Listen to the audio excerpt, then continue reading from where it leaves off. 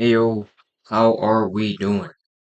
So I changed the setting up a little bit, so now you can see the whole screen on the side, and then I think I'm on this side.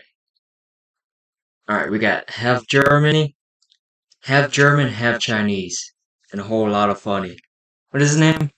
Isaac Allen? I don't know this dude before, it's the first time checking him out. See what he got? Assuming it's just because you're still trying to figure out ethnically what I am.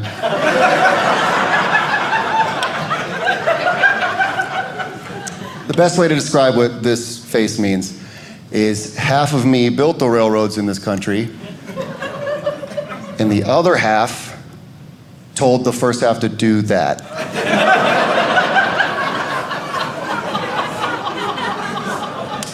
All right. My mom hates that joke a lot. Guess which one she is. Oh, hell no.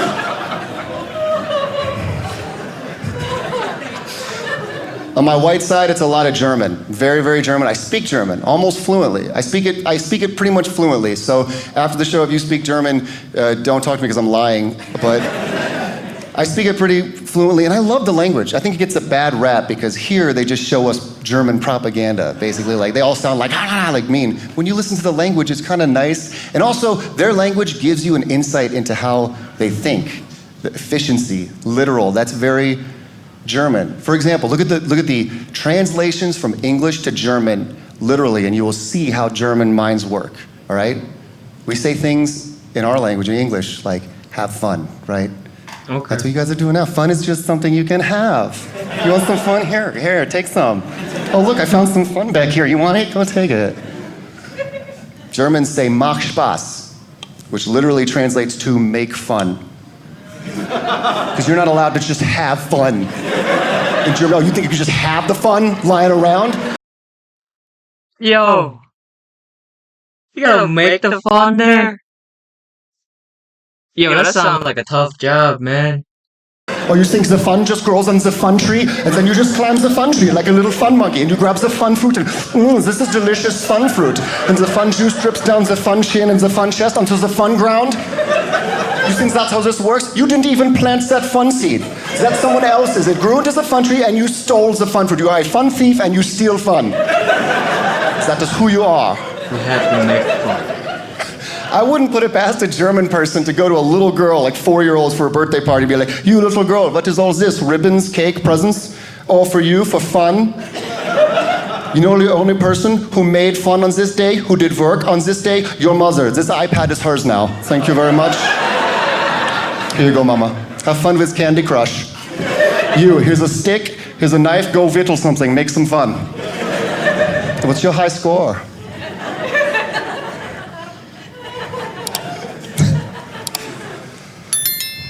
My mom is an immigrant fresh off the boat from Hong Kong. She's Chinese. All right. In case you didn't get the railroad thing.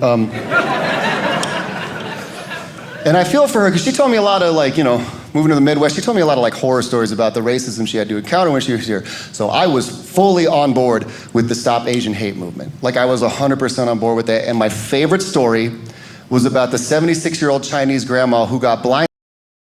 Man, I feel bad for all the people that experience it, but I don't know. Never happened to me. And that's good. Just keep it that way, but I do feel bad for the people that experience it. Side punched, but then grabbed a stick and beat her assailant into a stretcher. Now, if you're not clapping or laughing and you didn't like that, think about if someone punched your grandma and then your grandma just went Rambo on them. How would you react? You'd be like, yo, grandma, you got this. I'm gonna hang back, scared of you more than ever. But here's why that's my favorite story. Because if that assailant, that dude was a little bit less racist, just a little bit, he would have known that a stick is a minority grandparent's favorite thing to beat people with. What? That's her secret weapon. That's like punching a gremlin near water. What are you doing? It's the same thing. In both instances, you're punching something ancient, tiny, and Asian that if it touches the thing next to it has the power to suddenly destroy you. It's insane. Do you understand what I'm saying? This woman's been beating kids since the Ming Dynasty. You don't think she can take out a millennial from the Bay Area? That's nothing. That is nothing to her. Catholic nuns watch YouTube tutorial videos of old Asian women just beating people with sticks like, yo, Mei Ling got hands. What do you think, sister? Subscribe. Dude, Vietnamese people beat. I went to school back there. Yeah, I got this. I don't even think she picked up the stick. I think she got punched, landed, and then like Thor's hammer, she just reached down, wow, just knocked him across the freeway. Mei Ling for life. The only thing that would have made this story any better, the only thing, is if she would have handled the interview afterwards like a pro athlete. Because she was, quavering. She's an old lady. But that would have been awesome, is if the reporter came up and was just like, so how did you fight off someone who was bigger, faster, and stronger than you? And she just stole the mic out of the hand, and it was like, it ain't about the size of the dog in the fight. It's about the size of the fight in the dog. Just drop the mic, drop the stick, off to the locker room. Mei Ling's out. Mei Ling's coming back in the second half swinging. Who wants some? Who wants some? But because I grew up in the Midwest, I just wish I knew more about my Chinese heritage. You know what I mean? I don't know as much as I want to, but I do know It is hard that to know whoever all. invented Tai Chi was just the best at not touching things in public restrooms. And apparently we all learn from the same master, right? The same Shifu, the same sensei, because we all do the same thing. And if you don't agree with me, you're lying. This is any of us trying to get out of a public restroom stall. All right, I'm good.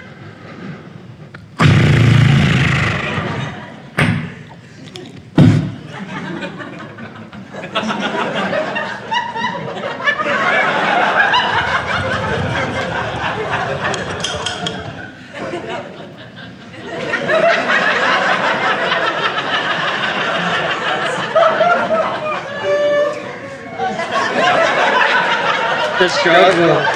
Dude, everything there is dirty, man.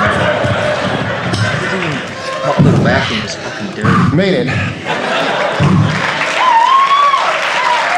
It is a freaking type you getting out there, man. Oh, my phone. I gotta go back in. That's what I get for tweeting on the toilet. Oh. That's how Tai Chi was invented. It wasn't one Asian monk who trained in the mountains for 20 years. It was one trucker who stopped at a pilot station in Colorado. He's just like, not today, use Band-Aid, get out of my face. Getting out of here unscathed. Oh, ew. Disgusting. It's weird. People forget. People forget culture and heritage are different, right? You know what I mean? Heritage is just, your blood, who you are. You might be a little Irish, a little Scottish, a little, German, Chinese, whatever you are. But your culture is like who you grow up around. And I think that influences who you are more than anything, right? Your friends, your family, the people you're with right now, it's your culture. In Indianapolis, it was all black and white people. So I consider myself very culturally black and white. I talk very white around white people, as you can tell. And I talk very black around black people.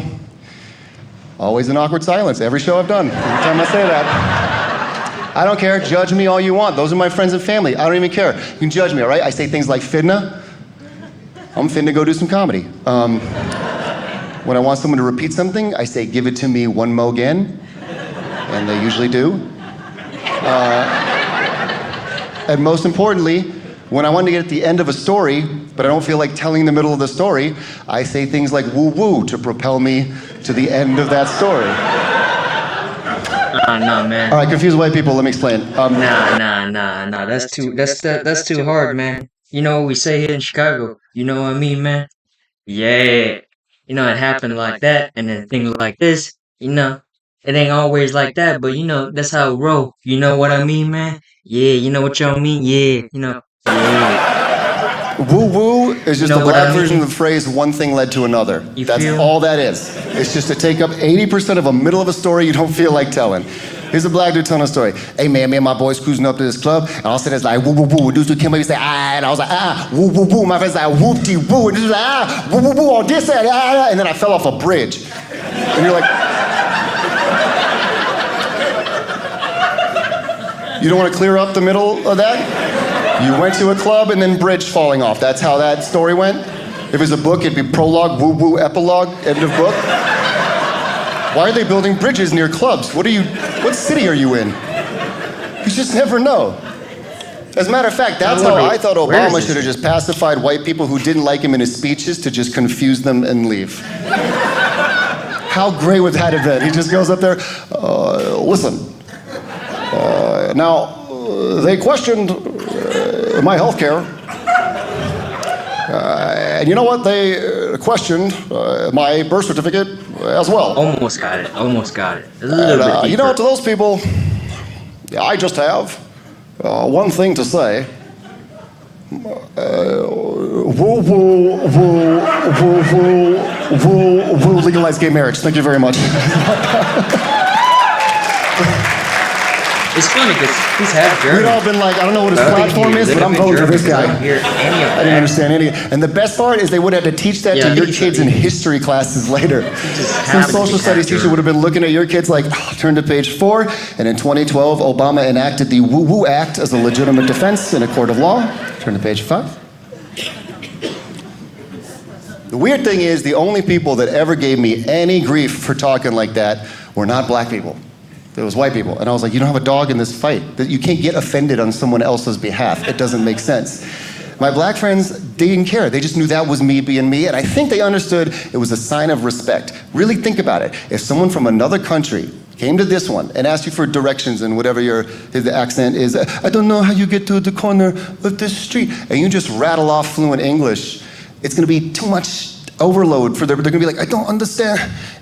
No, slow down, please. But if you look them dead in the eyes and talk to them just like them, and you're like, yes, you do go to this corner of the street, and you take a 3 left and a 4 right, and you go backwards and the forwards, they're gonna be like, you are best American, I understand everything, everything. This way, right? Yeah. If you don't believe me, I had to do that to my own mom. I know I'm right about this. I'm just like, yeah, Mom, you're cooking, just take the chicken, put it in 300 degrees for 30 minutes. She's like, I don't, and I'm like, put it in at 300 degrees for 30 minutes. She's like, gotcha.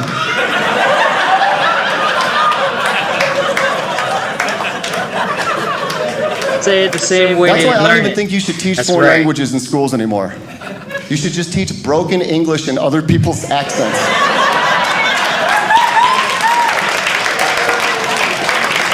Why not? Spanish 101 course. Today, class, we're covering confrontations. Repeat after me.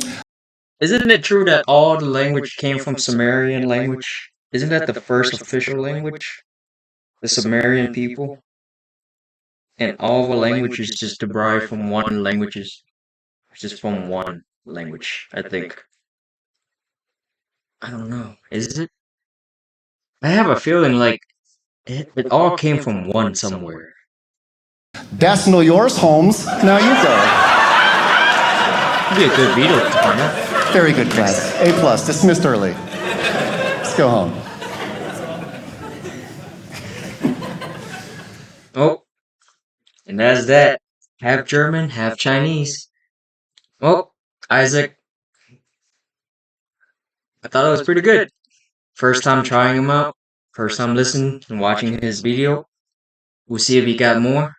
Guys, thank you so much. Stay tuned for another one. Until next time, I'm out.